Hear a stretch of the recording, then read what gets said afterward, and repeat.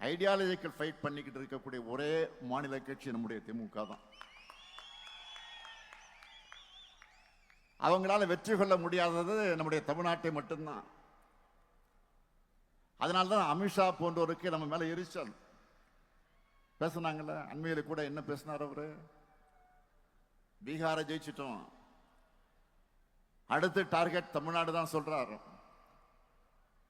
மாண்புமிகு அமித்ஷா அவர்களே, நீங்க உங்க சங்கி படையே கூட்டிக்கிட்டு வந்தாலும் உங்களால் ஒண்ணும் இங்க பண்ண முடியாது. இது தமிழ்நாடு, இது தமிழ்நாடு.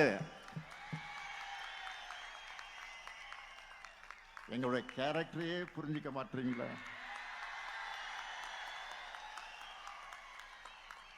அன்போட வந்தா அரவணைப்போம், ஆணவத்தோடு வந்தா அடிபடைய மாட்டோம், எதிர்த்து நிற்போம்.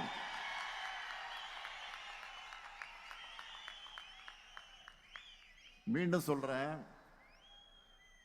அன்போட வந்தா அரவணைப்போம், ஆணவத்தோட வந்தா அடிபடைய மாட்டோம், எதிர்த்து நிற்போம். உங்களை ஜெயிச்சு காண்பிப்போம்.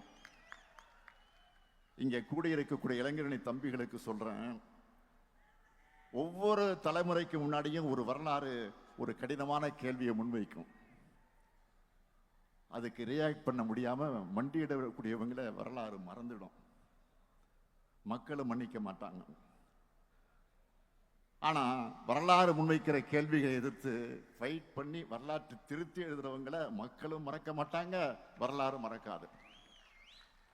நீங்கெல்லாம் வரலாறு படைக்கணும். அதுக்கு எப்பவும் மக்களோட மக்களாக நீங்க இருக்கணும்.